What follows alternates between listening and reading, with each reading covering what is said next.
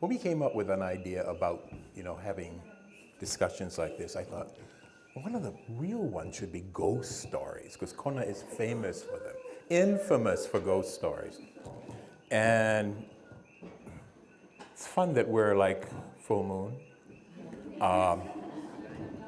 We're almost to All Hallows Eve, spooky time. Well, when we were growing up here, I was born here 70 years ago. And you'd never know it, but I'm a quarter Hawaiian. We had spooky stuff happen constantly. My grandmother was pure Hawaiian from the island of Molokai. She was a kahuna, a priestess. Priestess to Queen Liliuokalani, imprisoned with her. Things would happen and my mother would call, "All right, Mom, why?" Things like that.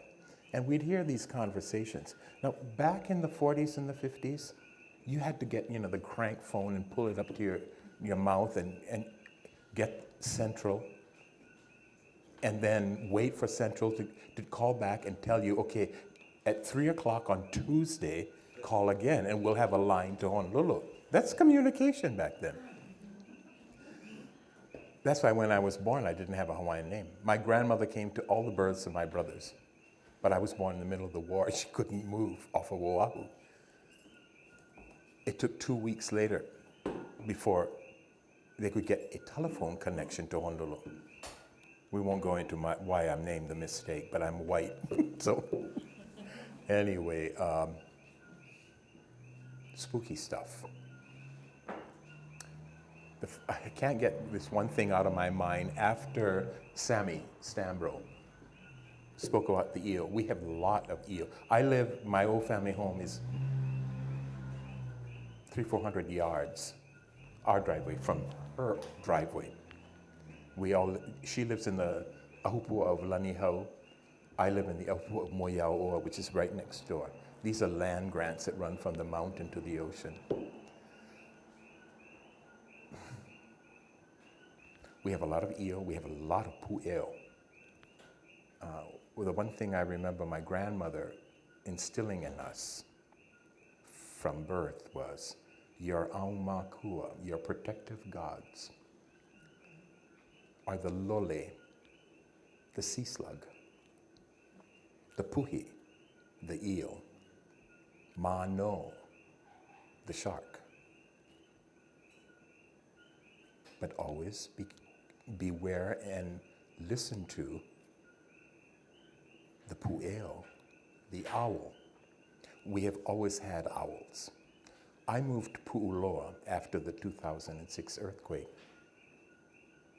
The pu'eo came with us. But this is not about the pu'eo. This is about a bird, which is a harbinger of death. There are 2 mud hens in the Hawaiian bird kingdom. The alaiula and the alai ke'o. The alaiula is a black mud hen, black and white, with a red beak. The same mud hen, but with a white beak, is the one you fear. Because in the middle of the night, they descend and blood-curdling, I'm not kidding you, blood-curdling screams. These are from either trees at the old house, 2 ends of the house. And the house, this is at 1 o'clock or so in the morning, is like amplified with speakers. It's just shrill. I've just come back from college. The year was 1969. And I get up and go, what the hell? And I'm coming down the hall and I see my mother's bedroom lights go on. I go, Mom, what? And she said, just a minute, come here and sit down. She's on the phone calling Honolulu. By 69, we have better communication. We don't have to wait for 3 days or something. And I'm saying, what is happening? Wait. Calling my grandmother's home. Her sister answers, what happened? Granny just died. Now, the alaikeokeo is the bird that tells you of a death within the family. My mother then told me about 3 times that she'd heard it. And I crossed my fingers, I'll never hear it again. That's one. I do that for Sammy because Sammy had the eo. And I love the eo. The eo at Makalapua Moya, or family home, would always have babies up in the great trees in the backyard. And these beautiful fuzzy things would descend. It's fuzzy like toys. We were overrun one time in a mango tree filled with wild chickens. You know how to get rid of those? Call the eel. Well, this baby got in there and took out 100 chickens in 3 days. It was carnage, but it was wonderful because we could sleep.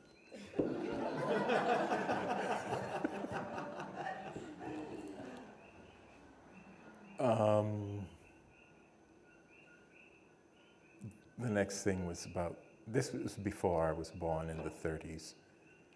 Across the street from our home in the Ahupua of Moiaua is the Onizuka store. If any of you know,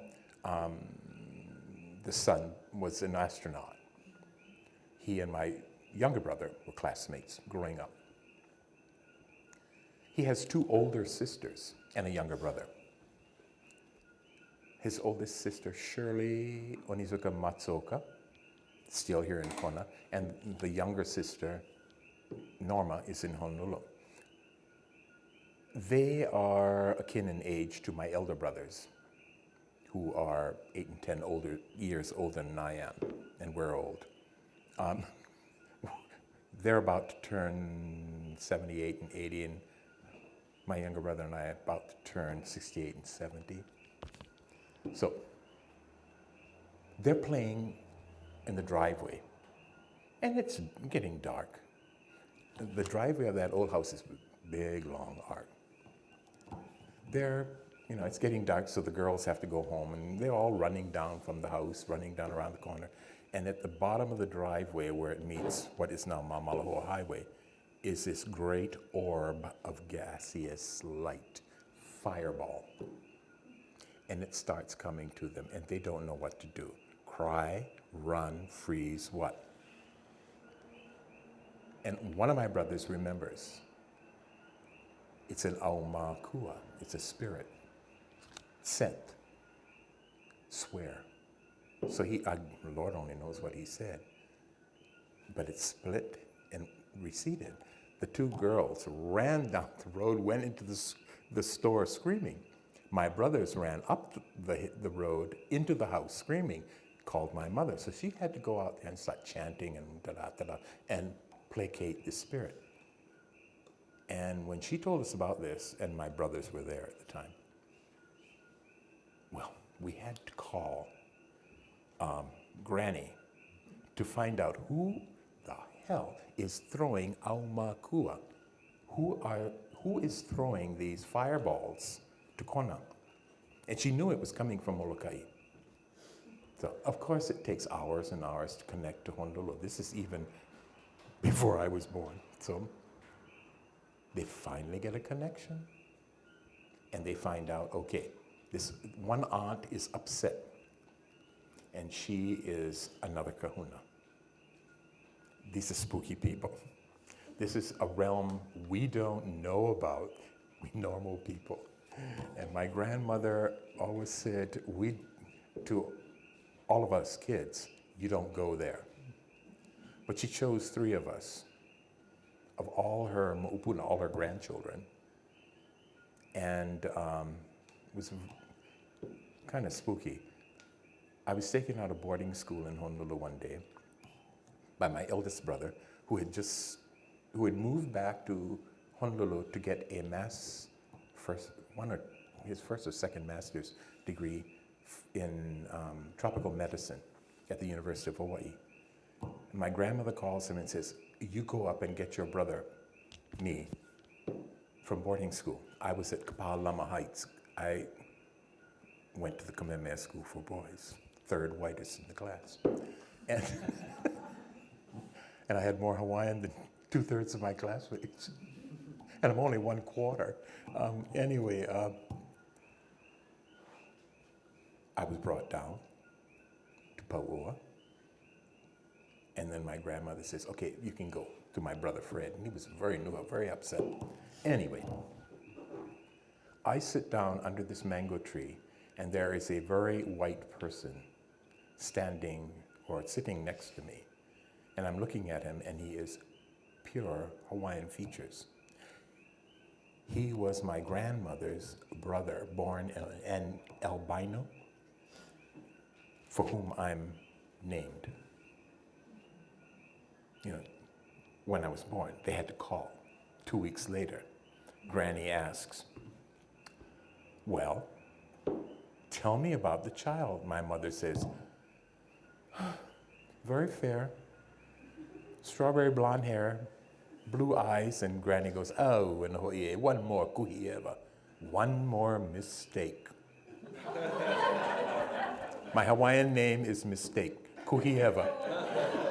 I'm named after my granduncle Charles Kuhieva Keahi from Molokai, who was born an albino. Anyway, he is on this side of me. My grandmother is on this side of me. And for 3 hours, I cannot move because I'm sitting there, and they are loaming my thighs, loaming my arms, loaming my back, and chanting to me. And I'm going, what is happening? And things after that, you get vignettes, like somebody just poof, popped the light bulb. And it's spooky. And it's something I don't really want to contend with. It's very dark on occasion, but not always. I mean, you see things that help you or help others, and that's what I like about it. And when something dark comes up,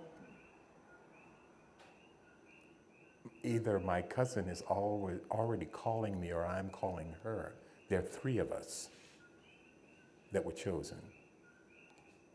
And it was funny because my grandmother became a very devout Christian, but she instilled this in 3 of us. And me, the white one, but I still have my owls with me. I think that's about it. We have a few more. I could go into tales about the mo'o, the eve. We'll keep that for another time. That's a good one. Yeah. Yes. So, Thank you very much. thank you very much.